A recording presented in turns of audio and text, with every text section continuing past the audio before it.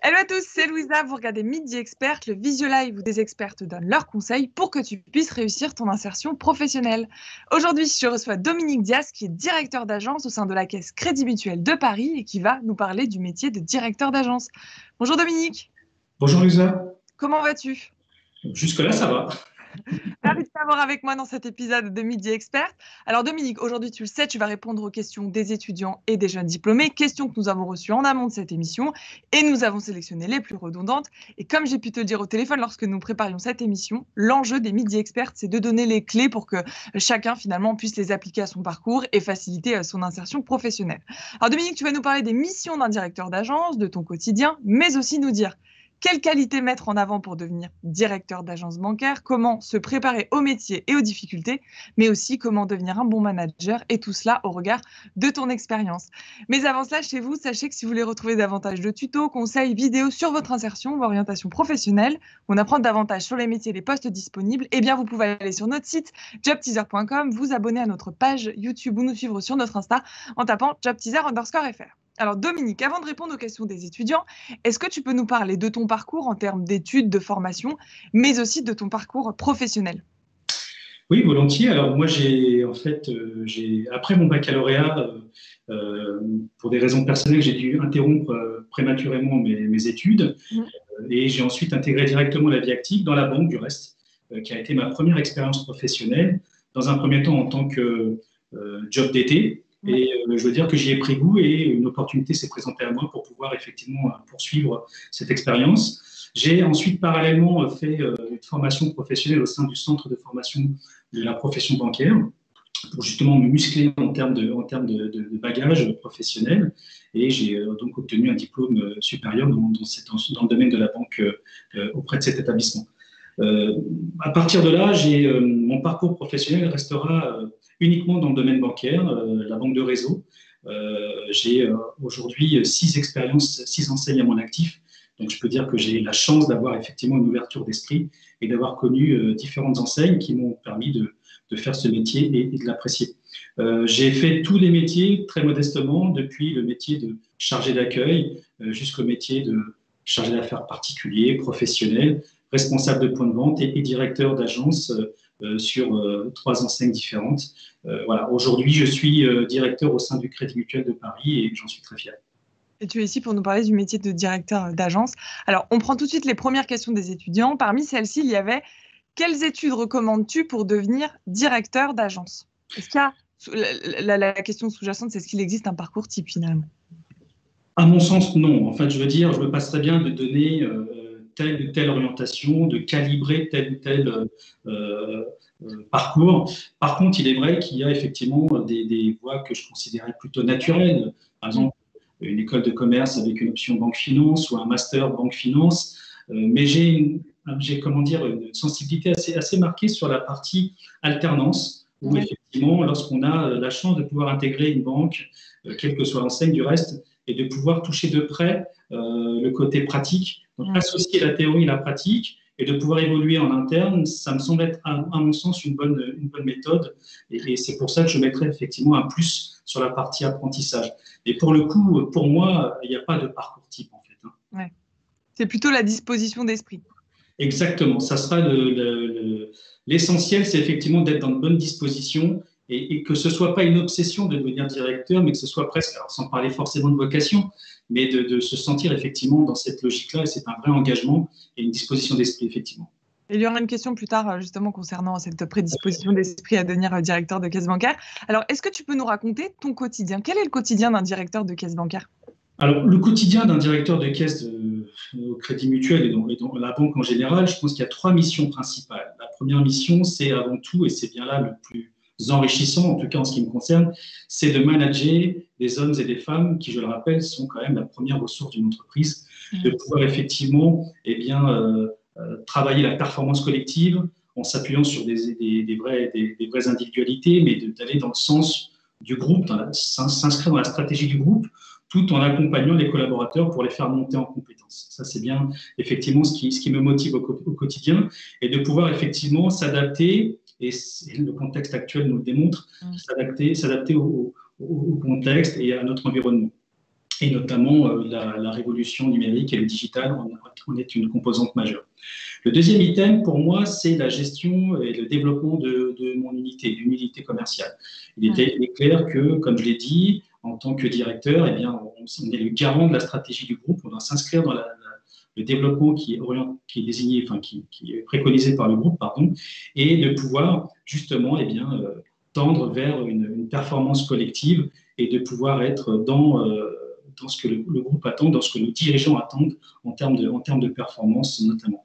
Alors, pour cela, il faut faire preuve d'agilité. Et comme je l'ai dit, le contexte s'y prête. Ça fait depuis quelques mois maintenant que nous traversons une crise sans précédent. Et ça nous oblige effectivement à revoir nos certitudes. Par exemple, la variable du travail à distance est aujourd'hui une réalité. Ça veut dire qu'on a aujourd'hui une partie de nos équipes qui ne sont pas sur site. Et pour le coup, il ne faut pas les oublier, il faut qu'elles soient par contre toujours présentes au quotidien. Qu'est-ce que toi, tu mets en place pour gérer tes équipes à distance? Alors, j'essaie effectivement de tous les jours, pour celles et ceux qui sont en télétravail, de vérifier qu'elles ont effectivement un cahier des charges bien précis sur ce qui sera exécuté au long de la journée, d'éviter qu'elles perdent le lien avec le reste de l'équipe. C'est-à-dire, le télétravail, il ne faut pas que ce soit de l'isolement, il faut qu'effectivement, c'est une composante avec laquelle on doit faire, on doit composer, c'est le cas de le dire, mais tout en restant effectivement, gardant le lien avec le reste de l'équipe. Et ça veut dire de passer un coup de fil le matin pour s'assurer que notamment tous les moyens sont présents pour travailler dans de bonnes conditions, et puis veiller effectivement en fin de journée à s'assurer que tout a été fait comme il se doit, et vérifier aussi que le collaborateur, il le vit bien et que derrière, il n'y a pas de souffrance, ce qui pourrait être une vraie problématique en termes de ressources humaines. Donc, tu nous as dit manager, gérer son entité. Et le troisième point, ce serait… Le troisième point, c'en est un. Aujourd'hui, c'est la maîtrise et le suivi des risques. Parce qu'aujourd'hui, dans un environnement de plus en plus instable, de plus en plus incertain, nous devons être prudents sur les orientations que nous prenons, notamment sur des secteurs d'activité qui aujourd'hui sont fortement impactés par la crise. Eh bien, accompagner, oui, mais il faut savoir aussi effectivement faire peser le pour et le contre et savoir décider comme il se doit pour éviter de pouvoir être en difficulté et de mettre son unité commerciale en difficulté. Donc c'est aujourd'hui tout ce qui est les dossiers sensibles, la réglementation, les fraudes qui sont aujourd'hui de plus en plus monnaie courante. Donc c'est tous ces aspects-là qu'il faut surveiller. On enchaîne avec les principales qualités. Toi qui es aujourd'hui directeur d'agence, est-ce que tu peux nous dire quelles sont les qualités humaines, donc soft skills et hard skills, donc compétences techniques, qu'il faut monopoliser pour devenir un directeur d'agence selon toi? Alors, selon moi, si j'ai une qualité en particulier qui me semble un incontournable, c'est le courage managérial. C'est-à-dire que nos collaborateurs attendent d'un directeur, d'un manager qui soit en mesure de décider et assumer.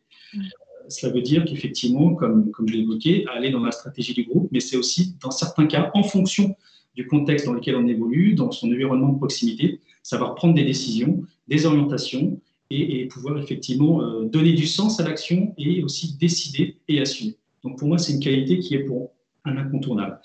La deuxième qualité, c'est l'exemplarité. Nul n'est infaillible, moi le premier. Par contre, il est clair qu'aujourd'hui, on ne peut pas exiger des autres, de ses collaborateurs, ce qu'on ne s'applique pas à soi-même. Ça veut dire qu'effectivement, dans la manière de gérer, la manière de diriger, la manière de se comporter au quotidien, il faut que les collaborateurs aient effectivement conscience que le manager est effectivement, autant que faire se peut, exemplaire. Et c'est un peu le métronome qui va donner un peu le rythme et l'ambiance au niveau de l'équipe. La troisième qualité, c'est, je dirais, l'empathie. Parce qu'on parle effectivement d'exigence, c'est vrai, mais je pondérerais avec de la bienveillance. Ça veut dire qu'effectivement, je l'ai évoqué tout à l'heure, savoir accompagner, détecter des situations de difficulté. Tous les collaborateurs ne sont pas aussi performants les uns les autres. Certains ont besoin de plus de temps, plus d'accompagnement. Il faut être en mesure de pouvoir effectivement être présent et de pouvoir donner le temps à chacun de s'épanouir dans son métier. Et donc, gérer les individualités, c'est ça? Exactement. C'est de la performance collective qui prime. Mais pour moi, j'aime cette citation qui dit « Tout seul, on va plus vite, ensemble, on va plus loin ». Et c'est effectivement de capitaliser sur les forces d'une équipe et savoir aussi détecter les axes d'amélioration, les points de faiblesse pour pouvoir effectivement faire monter tout le monde en compétences. Est-ce que tu aurais une quatrième qualité? Une quatrième qualité, le leadership peut-être? Leadership, parce que je pense qu'un manager, effectivement, moi le premier, hein, j'ai dans mon expérience eu des managers qui m'ont donné envie de faire ce métier. Je parlerais presque de mentors, Ouais.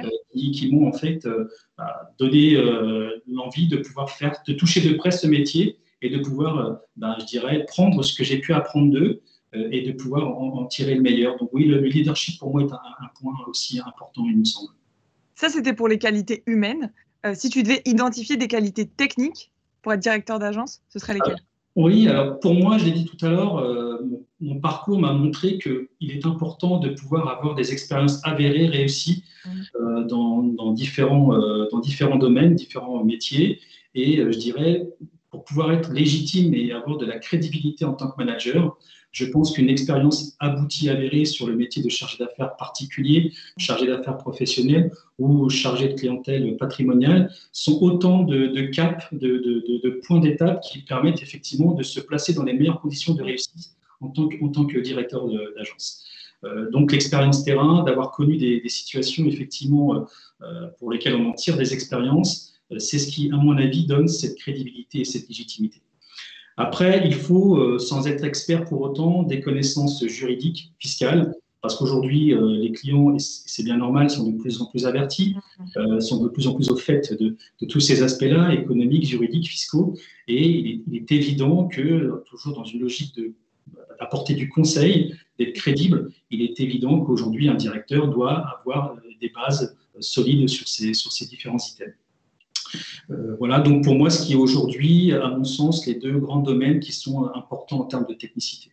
Et tu me disais, mais il y a des formations en interne, donc en fait, on se forme tout le temps, on est toujours à jour, en tout cas si on le veut bien et qu'on participe, parce que tu le disais tout à l'heure, la meilleure école, c'est le terrain. Je suis entièrement d'accord, effectivement, et j'ai cette chance de faire partie d'un groupe qui consacre une part importante de la masse salariale à la formation. J'en ai bénéficié et c'est ce qui m'a permis effectivement de monter en compétences moi aussi. J'ai aussi joué le jeu en étant moi-même formateur occasionnel parce que je considère que c'est un juste retour des choses. Et oui, la formation, c'est aujourd'hui un vrai moyen de pouvoir donner à chacun, pour autant qu'il s'en donne les moyens, c'est le cas de le dire, de pouvoir monter en compétences et d'être performant et de pouvoir répondre au plus près aux attentes de nos clients.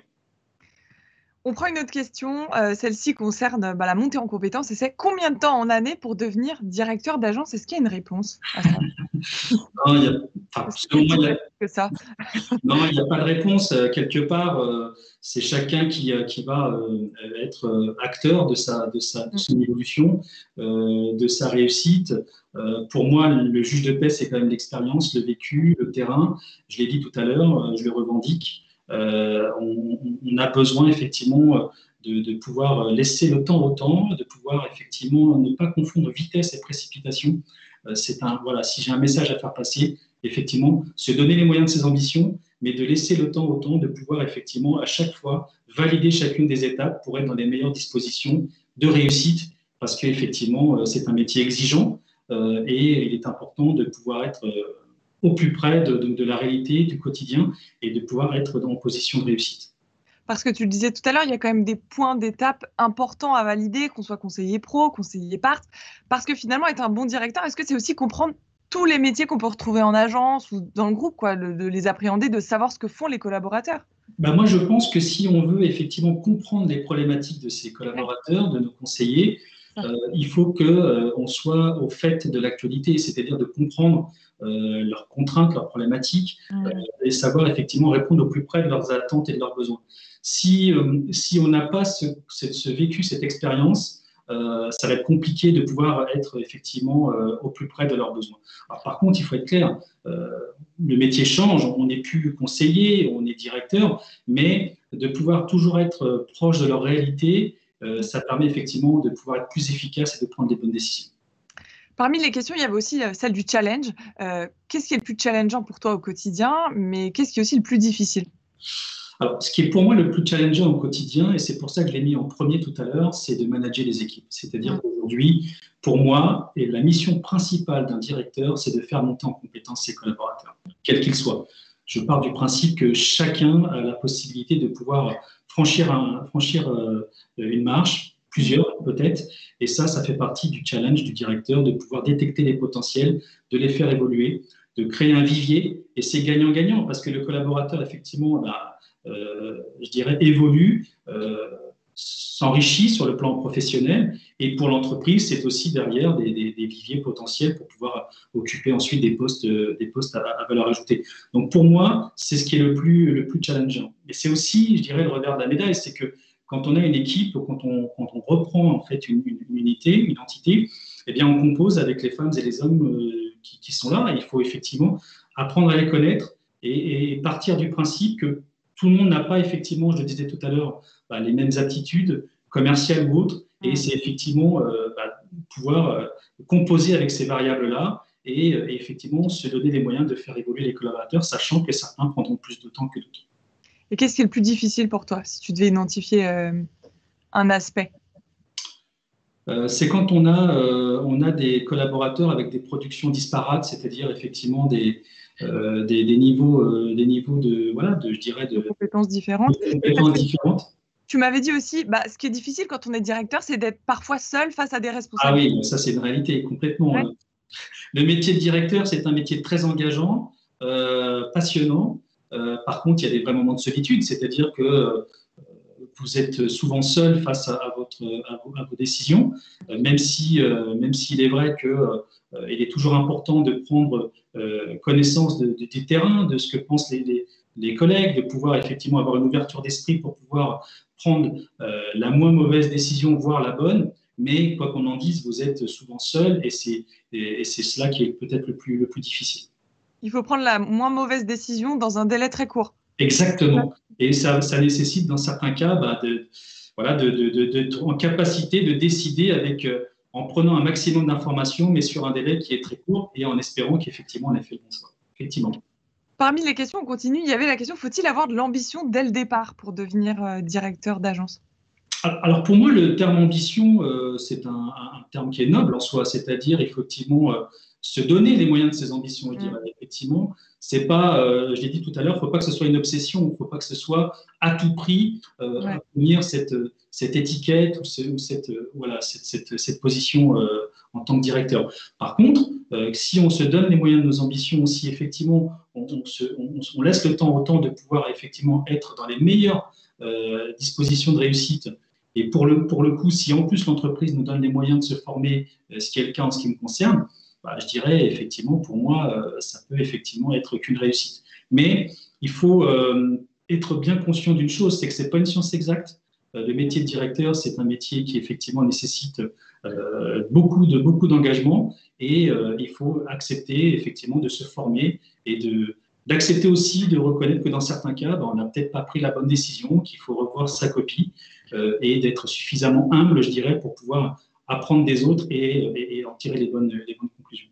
Mais tu me disais, ça fait partie de la philosophie d'entreprise que d'être formé pour avoir les moyens du poste auquel on accède. Oui, alors comme je l'ai dit, c'est une chance de pouvoir être dans un groupe qui donne les moyens à ses collaborateurs de réussir. J'ai moi-même fait partie de ceux qui ont bénéficié d'une formation de plusieurs mois avec notamment une partie théorique et une partie en immersion dans une caisse de crédit mutuel avec un directeur qui est un directeur confirmé, expérimenté.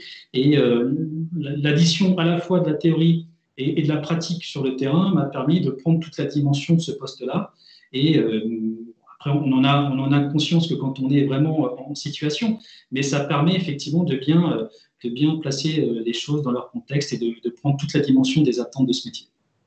On prend une autre question qui est comment devenir directeur d'agence? Comment as-tu fait finalement quel levier as-tu levé pour devenir directeur d'agence? Autrement dit, pourquoi ce métier? Alors, parce qu'en fait, c'est un métier où, je dirais pas en permanence, mais souvent, il faut savoir se remettre en question. Il faut savoir effectivement accepter de se mettre en difficulté, accepter les règles du jeu. C'est-à-dire que dans certains cas, je l'évoquais tout à l'heure, ce sentiment d'isolement, on est un petit peu seul avec soi-même pour prendre les décisions. Mais en même temps, pour devenir un bon manager, je pense qu'il y a eu beaucoup de revues qui se sont faits, de bouquins, passe-moi l'expression, sur le management. Mais en réalité, je pense qu'on a cette fibre managériale ou pas, on a effectivement ces aptitudes managériales ou pas, et c'est ça qui effectivement va nous donner derrière la possibilité de pouvoir tendre vers ce métier-là. Aujourd'hui, des managers, on les retrouve dans le monde sportif, dans les engagements associatifs. C'est un peu cela, hein. Ce sont des managers en puissance. La différence, c'est qu'effectivement, aujourd'hui, c'est un métier, mais on peut le retrouver dans la vie de tous les jours, cette fibre managériale. Et au fil du temps, comme je l'expliquais tout à l'heure, on apprend de ces expériences, on en tire des conclusions, on apprend de nos erreurs, n'ayons pas peur des mots, on évite de les reproduire, bien sûr, c'est cela qui est important. Et puis, le fait de pouvoir aussi partager avec ses équipes, c'est un moyen de devenir, avec le temps, un meilleur manager. Parce que la solution peut, et même, je dirais, souvent, vient des autres. Et le directeur, c'est celui qui décide, je l'ai dit, mais il ne doit pas se couper de son équipe, bien au contraire, accepter que les solutions, les propositions puissent venir autour de lui. Parce que c'est ce que j'avais demandé. Une question qu'on a énormément reçue concernait le management. Et notamment, comment est-ce qu'on devient un bon manager? Donc, tu l'as dit, il y a plein de livres dessus, mais il n'y a pas une science exacte du bon manager, sinon on serait tous managers. Tu as dit qu'il faut accepter de se mettre en difficulté, d'accepter les règles du jeu. Et tu parlais aussi de fibre managériale. Est-ce que tu peux nous en dire plus sur ce côté fibre managériale qui est difficile à définir et nous dire ce que toi, concrètement, tu mets en place pour évoluer en tant que manager? Pour moi, la fibre managériale, c'est être proche des équipes. C'est-à-dire, aujourd'hui, on est sur un management agile, un management où on s'adapte au quotidien, où le management, j'ai envie de dire, à l'ancienne, où en fait, je décide et vous exécutez, c'est révolu, c'est fini. Il faut accepter aujourd'hui qu'effectivement, il faut savoir se remettre en question. Être agile, ça veut dire le directeur soit en mesure, dans certains cas, de répondre à une problématique ponctuelle. J'ai envie de dire, savoir gérer un guichet, savoir remplacer un chargé de clientèle qui est absent par la force des choses, savoir effectivement être souple et s'adapter par rapport à des imprévus. C'est ça, être aussi un manager, c'est de démontrer dans les faits qu'effectivement, on est capable de pouvoir répondre aux besoins et puis effectivement à des problématiques qui se présentent à nous qui n'étaient pas prévues. Donc cette agilité, ce sentiment d'avoir envie d'être proche des équipes, c'est selon moi ce management qui est le management qui est le plus efficace. En tout cas, c'est le management qui me correspond. Et je pense aux étudiants et aux jeunes diplômés, puisque cette fibre managériale, on peut se demander comment est-ce qu'on la travaille. Parce que le terme fibre managériale fait penser qu'on l'a dès la naissance, finalement, même si on acquiert tout plutôt que tout est naturel. Mais avec le temps, la fibre managériale, est-ce qu'elle ne s'acquiert pas aussi par ses engagements, le fait qu'on ait des engagements associatifs? Oui, complètement. Je dirais, il faut avoir des convictions quand on fait ce métier. C'est-à-dire que, justement, par son vécu, par son parcours, par ses expériences, par ses réussites, mais aussi ses échecs, par ces échanges qu'on a pu avoir avec d'autres directeurs plus chevronnés, avec certaines maladresses qu'on a pu faire et qu'on évite de reproduire, on en tire des conclusions, on en tire des leçons. Et c'est tout cela qui va faire qu'aujourd'hui, eh bien, on a cette fibre managériale pour justement fédérer une équipe, mettre en place en fait une cohésion et dans l'intérêt effectivement d'être performant et de répondre aux attentes des clients. En fait, c'est presque je dirais un mode de vie. Enfin, c'est un petit peu fort, mais c'est vraiment. Il ne faut pas que ce soit quelque chose qui soit juste cérébral. Voilà, c'est pas dogmatique. Le management, c'est quelque chose qui se vit au quotidien et qu'on touche de près au contact des clients et en collaborant avec nos équipes. Et Dominique, ce sera ma dernière question. Quels seraient les conseils que tu pourrais donner aux étudiants, aux jeunes diplômés qui auraient envie demain là, de se lancer au sein de la banque? Je leur dirais que c'est un métier passionnant, c'est un métier où on ne s'ennuie pas, un métier riche où on apprend tous les jours.